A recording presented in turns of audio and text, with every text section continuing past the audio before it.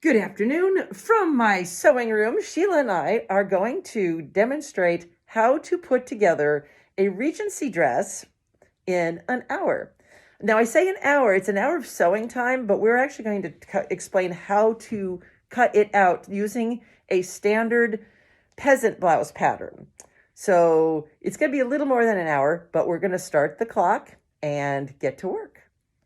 And our start time is 3 o'clock. Our fabric today is a lovely light white cotton with a small navy blue print in it. And the pattern we're using, I just picked us up today, is a standard, you're looking for any standard peasant blouse pattern with a raglan sleeve.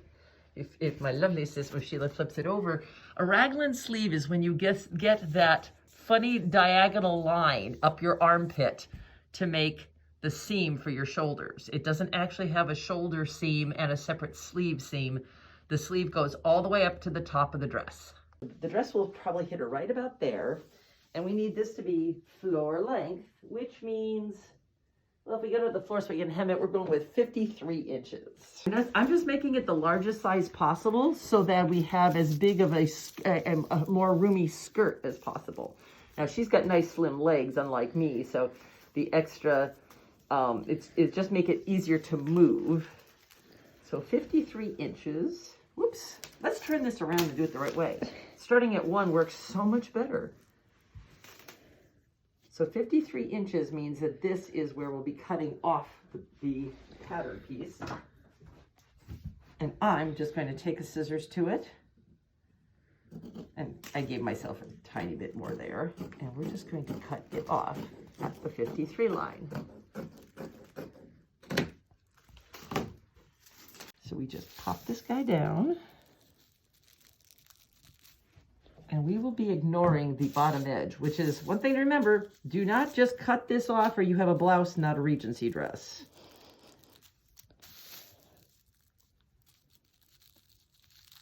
And we're also going to pay attention to how much extra pattern. Here it is.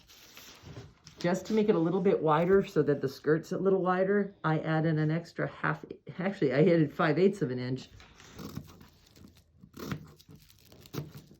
The fold is on this side and the place on fold is this side, so I'm just putting it upside down so I could start from the same end. If you're dealing with a pattern without a direction, it doesn't matter, really. And so it really doesn't matter too much on this one, but it was easier and faster this way anyway. Now, from the front, her center back was 53 inches. If you just do it from the front and go down 53, you're probably fine. We'll go down 54 just because. When the hem doesn't work out exactly, all you're gonna do is cut some of it off on one side. This is an inexact science. Plan to make a lot of mistakes and giggle a lot. This is a very forgiving dress recipe. Can you have a recipe for a dress? I think you can. I should think you can. I used to have loaner closets when I lived in Dayton. I ran several dance companies, and you cannot have dance events. You can't have performances. You can't have really good parties. And I'll play dress up if you're not willing to help new dancers out. So I had this huge costume collection of loaner stuff. People would dance with me, and then when they left town, they moved away, they'd say, here, put this in the loaner closet, so that whenever somebody needed to borrow stuff because they were a new dancer, it was where most people's first dance event started, was coming and raiding the closet, which was really sad. I'm glad I didn't move it, because that was a lot of stuff. And in the last couple of houses, I haven't had as much space for the costumes. But on the other hand, I also miss it, because I'll end up with somebody needing a costume, and I'm like, I had the perfect dress for you. The smallest thing in the costume closet was a size 2, and the largest thing was a size, 26 or something like that. Every time you find something at the thrift store, you buy it and put it in the closet. We're gonna do the same thing, running down the front. I'm going to cheat and make it wider just so that it's more comfortable to walk in. And just smoosh my way out in a straight line.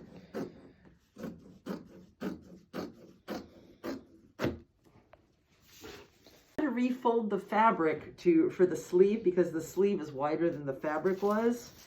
But this sleeve is so long for the little puff sleeves for Regency. I am going to shorten them by just literally, okay, there's the edge. I'm just going to fold it up and pin it shorter. They're going to be very poofy sleeves. But poofy sleeves are girly, and girly is fun when one is in a Regency dress. Mm-hmm. The first time I met Regency stuff, I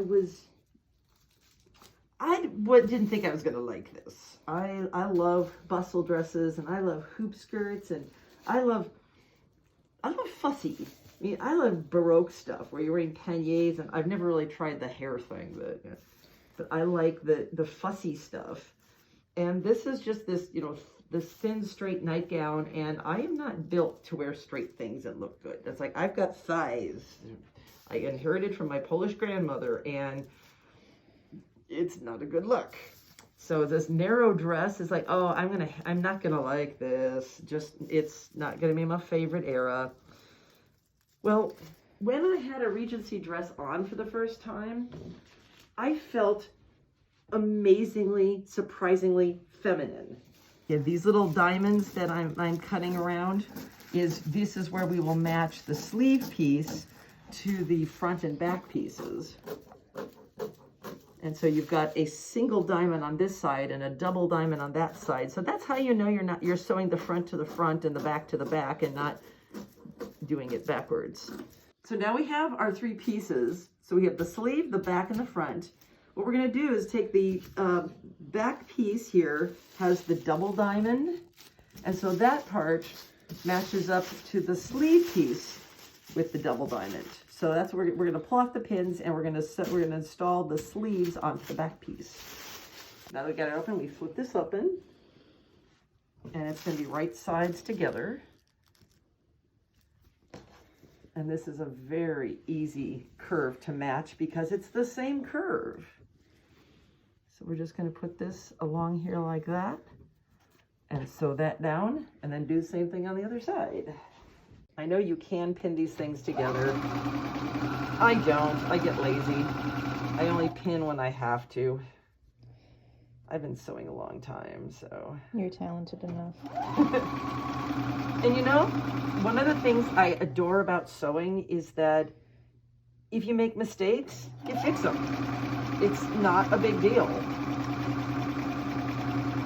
You just, the Stitch Ripper is your friend is what the people who know me will put on my memorials. I say gravestone, but I'm gonna get cremated. So you see that I've, somewhere in the process, I am off by like a half an inch there, but I'm just gonna slice that off. It's not gonna matter. I don't know where my big scissors are, so we'll just by using my little clippers here, because there. Now it's not a problem anymore. So we now have the back and the opposite sides of the sleeves. I am now going to match this curve to the curve on the front seam there once I remove the pins. And that too it's an easy curve to match up. So one more to go, and we will have a complete tube. So from here, which we have this giant hospital gown. Mm-hmm. I didn't want to say it looked like a hospital gown, but it does really look like a hospital gown at the moment. It does. See how that just lines right up? Yeah. And we're just going to go all the way down the side seams. Okay. So now that we have as we've decided, a giant hospital gown here, the next thing we're going to need to do is finish the top edge. So for the neckline, we have single fold bias tape. You're going to want this single fold bias tape. This one, it's curved down more in the front, so you can tell the front. And we're going to start this in the back. And what I'm going to do is we're going to sew it down like this, and then we'll fold it over and sew it down so it's on the underside. See, I've got it, I unfold the top edge, and I stick the needle in, I stick the needle into the fold like that. So we're going to go along this top edge. It's going to be a long way around, but we're just going to sew right in the ditch. All right, so now that we've gone all the way around the edge, what we're going to do is fold this over. We fold it over right on that so you can, get you don't want the white sticking out. And we are now on the back side, and we're just going to sew this down all the way around again. Now, if I'm being more, if the fabric doesn't behave as well, this cotton behaves really nicely. You can press this all down with the iron before you start, and it will keep the fabric from arguing with you quite so much. Now that we've got the front casing done, we have to put elastic through it. You can also put a drawstring through. That's actually more period with a drawstring, but I'm lazy. I like elastic. So what you just need is an elastic that is small enough to fit your casing. So now you stick it in, and we're just going to be at this a while, but it's push and pull. So you push the safety pin through the casing, hang on to it, and then pull it along. So it's just push and pull, and push and pull.